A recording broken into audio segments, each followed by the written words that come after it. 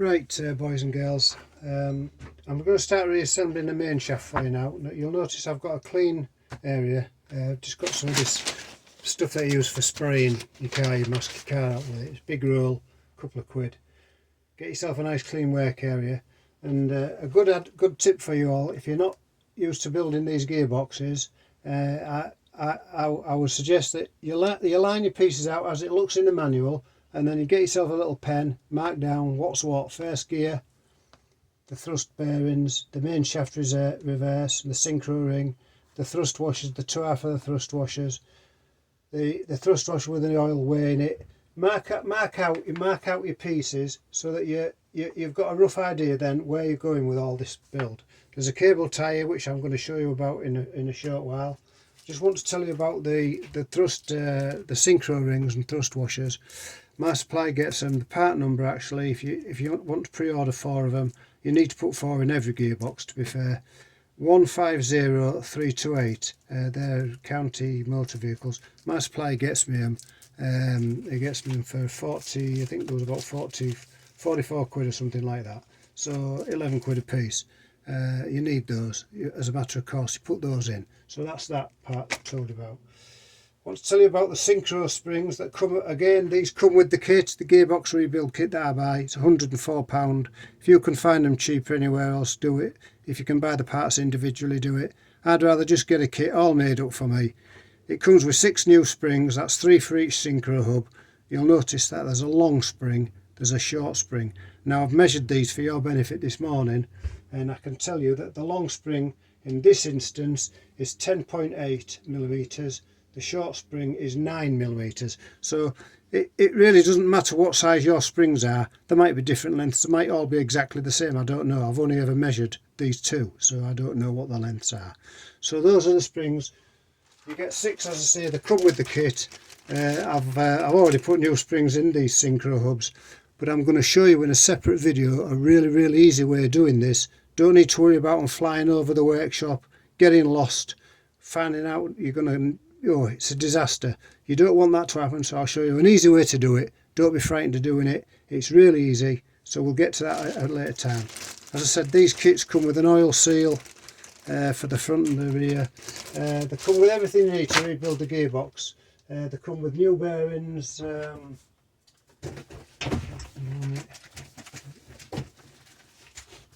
This particular gearbox kit comes with a new lay shaft, which we'll put that in a later time. I'm going to show you all about that later on. That'll come in. We'll get 3 new bearings. We'll get 2 gearbox casing bearings. We'll get the tail shaft bearings. So all that comes in, the new lay shaft. So all that comes in for 105 quid. I'm not going to bother sourcing them out other places. I don't need to worry that much. 100 quid, it's not a great deal of money. So that's that part of it told you about. Now then, and it comes with all the gaskets as well, so you get a gasket set and everything. So first of all, let's make a start. The main shaft. We've checked the main shaft for wear. This is primarily where you will find wear at this end, where it goes into the first motion shaft. This is just discoloration from where the bearing is. It's really smooth. There's no grooves or anything on there. So this main shaft is good to go. All the dogs are all good. There's no signs of wear on it at all. I'm quite happy with that main shaft. So, excuse me. We'll start by reassembling. There's only one gear goes on at the long end of this main shaft. So we'll put that gear on first. And as it happened, we'll put it on first because it's the first gear. So you'll find that it goes on. Get your manual to hand, and behind that bearing is a thrust washer. So we'll slide that thrust washer on right now, because I'll tell you about that in a minute, because it'll make it very easy. Push it up the main shaft with the thrust washer, and then you'll come to the slotted groove in the main shaft. Now, when you disassembled your gearbox, you'll find these 2 in the bottom of your gearbox. I'll be surprised if you don't, because by the time you've messed about hammering your gearbox and getting the bearings out, the first gear would have come loose, and these would have dropped into the bottom of your gearbox, and you'll think to yourself, where did they come from? I just don't know where they came from. So we'll put the two thrust washers in the bottom of the main bearing, in the groove in the main shaft. we just slide this gear up then with our fingers. It doesn't lock into any dogs, this gear, it's free running on the main shaft itself. It doesn't lock in anywhere, so you just slide it up and it'll grip those two washers. You'll see them sliding into the hub now, and those two washers have slid into inside the hub. If I was to drop that down again like it does when you're dismantling your gearbox, they'll fall out and they'll be laying in the bottom of the gearbox. So push that up with your fingers, turn it upside down like so. The thrust washer's behind it. Remember, don't forget to put the washer on. This is where the cable tie comes in. Get your cable tie, and don't get a little thin flimsy cable tie, because you'll find it'll just slide back down the gearbox, down the main shaft. So get your thick cable tie, and I'll tell you why I use a cable tie. That'll hold that gear in place. It'll stop it dropping down. Some people say, well, use a Jubilee clip, and I always think, well, you put a Jubilee clip on, you start assembling your gearbox. You get all ready to get it slid into the case. You've got all your gears, you're holding on all the synchro rings on the end, you're balancing it, you're juggling it, you're getting it, make sure nothing flies out. You don't want anything dropping out. You don't want this gear sliding back, so put a Jubilee clip on it, some people say. You get it into the casing, you start pressing your bearing in, and then you think, oh no, I forgot to take the Jubilee clip off.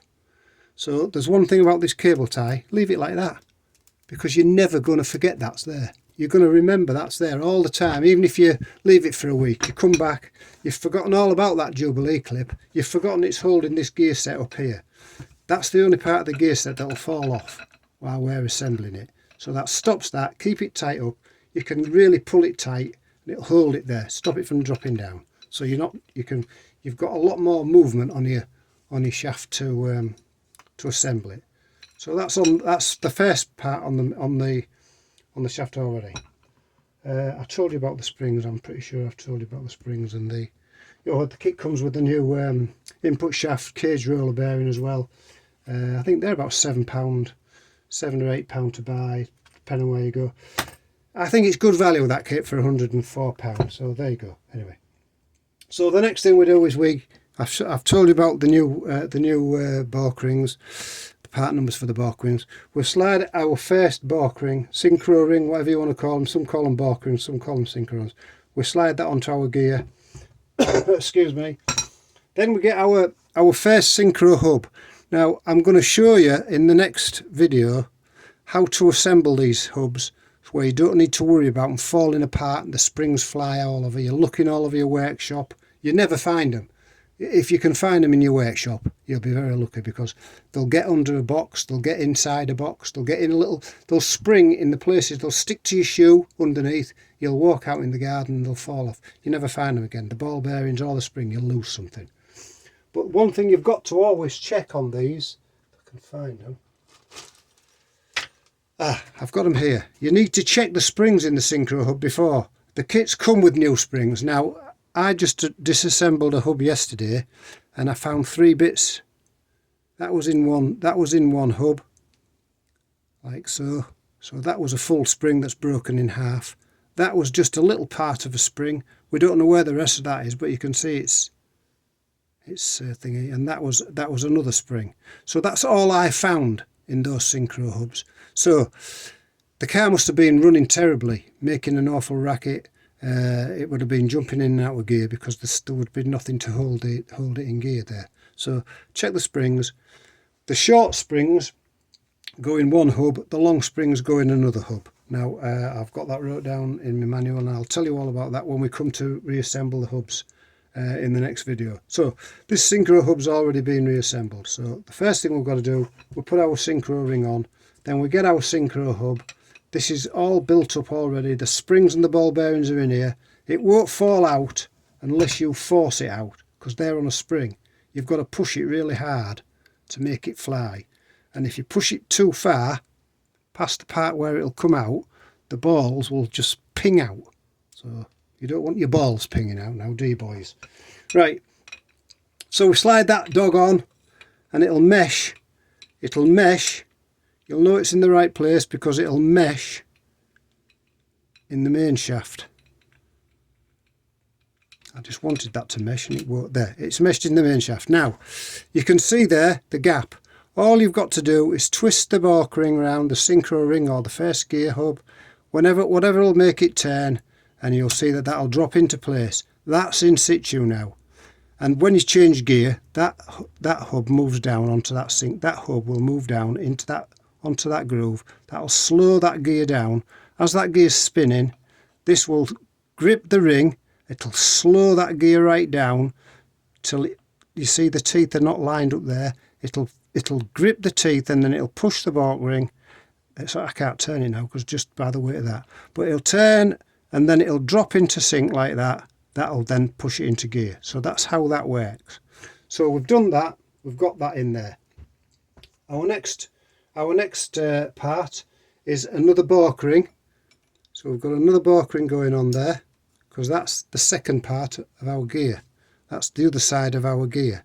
So that's just resting on there like so. We've then got a thrust washer. Now this thrust washer's got an oil groove in it. You want the oil groove facing upwards towards the bush that it's going to run on. The bush is going to be running round because the bearing's running round. So that's just lubricating that bush up. Yeah, so we've got that. So then we put our second gear, bush. This is our second gear. Now if you remember, when we was rebuilding this gearbox up, we could put our we assembled our thrust washer with a groove in, remember. We put the first bush on, then we put our selective washer, our sized selective washer, followed by our next bush, followed by the circlip, and we measured the end float. So this end float's already been measured. We've got the selective washer that's correct for this gearbox main shaft. So we've got our bush in place. Then we've got our gear. So then we put our gear on top of the bush. Sorry, it's the wrong way around. Shiny side goes down to the balk ring, because that balk ring that we've just put in there is going to grip that gear set there. See, it's dropped into there. So that when we change that, when we select that gear, this gear will be spinning round, and this balk ring will slow that gear down until it's lined up like so. Then that will slide over, and it does all that without you thinking about it. And that's why the balk rings need to be good, because it's the balk rings that slow this gear down. You can imagine what sort of speed that's rotating at. That's got to grip that rod, grip that cone, and slow that gear down to a stop until it, well, not necessarily a stop, till it's rotating at the same speed as the main shaft. That'll then knock it into gear. So then we've got that. So we've got our selective washer. No, I've got our. Now we've got our. Now have I put my selective washer? No, I can't remember. Now we've got our selective washer. If you remember, we put our selective washer in between the two bushes, and then we've got our second bush, like so, because then we put our last cast lacing nut. Do you remember? We put our cast lacing nut on the circlip inside. We measured the end float. So then we put our next gear on, like so. All spin nicely. You can put a bit of oil and lubrication on there if you want. I'll lubricate it all up before I even start assembling it. I'm just doing this for demonstration purposes, so it's a little bit easier for me.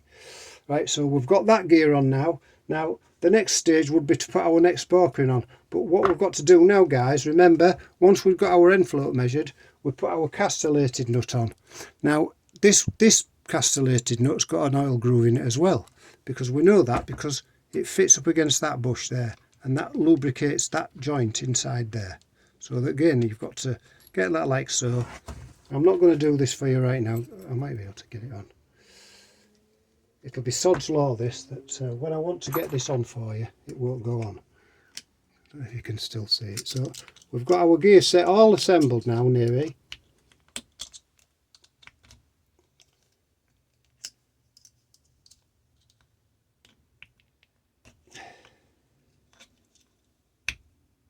I don't know what's hardest, getting the washer in or getting the washer off.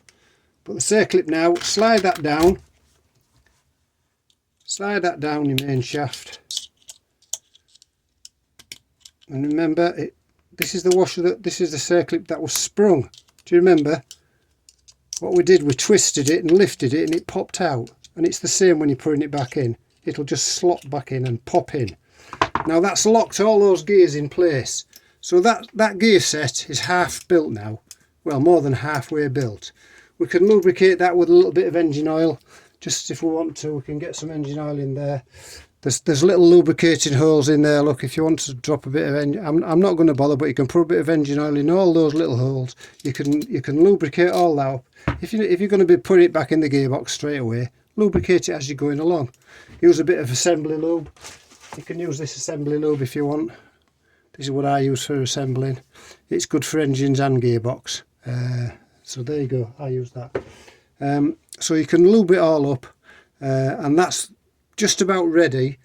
What you would do next, guys, you would have your next bark ring would go on. Then you would have your next synchro hub. The reason we aren't putting this on right now is because this will get assembled as we're putting it into the gearbox. Because if you put it in now, one, you can't get it in until the main shaft's in the gearbox itself. This will fall off and then it'll come apart. So this synchro hub will go on. I'm just going to show you what it is. The bark ring goes on first, then the synchro hub, then our next bark ring, our last bark ring. So we've got 4 bark rings, 4 synchro rings, one there, one there, one there, one there. There's our 4 gears. There's 4 synchro box on these Midgets and Spitfires. And then what we get then is our this is an old one, but I've got the new washer and spacer in here. You get the new race, you get the spacer like so, and you get your input shaft like so. Now that would be the complete that would be the complete gear set. The bearing would then hold that in. That's got to be pressed in after it's all gone in the gearbox. These are new parts to go on here. Don't take any notice of them, they're the old parts. So yeah, so that's the gear set as it is now. Lube it up if you want, lube it up as you're going along, lube it up at the end. It doesn't matter because they've got good lubrication on these gears. They're sitting in quite a good bit of oil in these gearboxes. So there's no point in putting these on because these will just fall off. So put those on when we're ready to assemble it into the when we're ready to assemble it into the gearbox. We drop that into the case. Then we put these pieces on, which I'll show you later on. But that's the assembly of the gearbox. So yeah, new oil seals. I've told you about those. And yeah, so that's the that there is the assembled gear set, and just see there. What happens? I'm going to show you how to do the synchro hub springs. That'll be a short 5-minute video, just for something to fill a bit of time in for you. So that's where we are right now. Hope you've enjoyed this little video. I know it's a bit of a rant on this one, but you know, things have got to be explained. Get yourself a nice clean bench. Write down each part as you get it in the manual, as you see it in the manual, like so. As you see everything in the manual. Just as a reminder, look, the short springs go on the 1st and 2nd gear hub. The long springs go on the 3rd and 4th gear hub. So you can see where they are in relation. So you'll just mark all that down on your thing. That's the last part to go in, look, the input shaft, and you'll see it when you get I don't know if you can see it. The input shaft's right at the end of my bench there, along with the synchro rings. So that was just showing you what goes in. That's another selective washer. So yeah. I've got several selective washers all lying around, and I picked the one that gives me the best end float for the particular job in hand. So I hope you've enjoyed that. We'll go on to something else that's maybe not as boring. So yeah, it is important that you replace the springs in these synchro hubs because, as I say, they obviously go very brittle. I mean, they're getting up to a certain temperature, aren't they? So they're going to go brittle over time. Don't reuse the old ones. I think it's false economy. They come with the kit. You can buy them separately. It's like the needle rollers. I've got boxes and boxes of these needle roller bearings, but they come with the kit. There's 50 brand new ones. Now, there might not be anything wrong with any of these bearings. There might not be. I wouldn't know. They're microscopic, aren't they?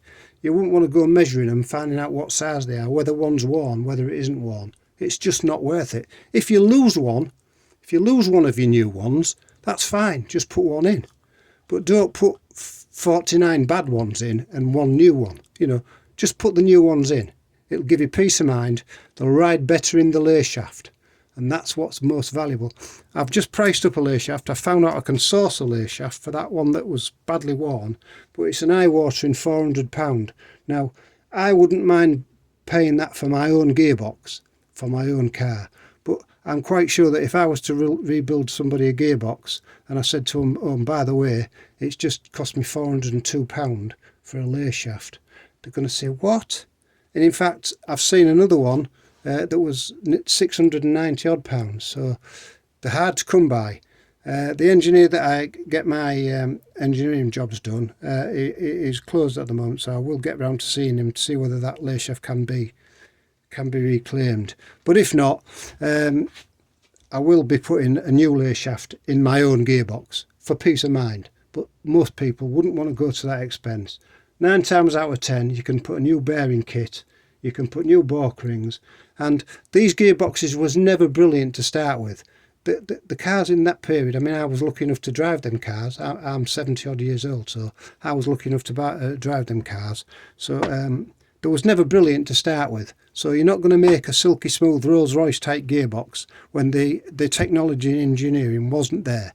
They had to be rebuilt on a regular basis, but parts was readily available then. So you gets what you gets. So anyway, if you're happy, give us a thumbs up. If you're unhappy, don't bother. Thank you.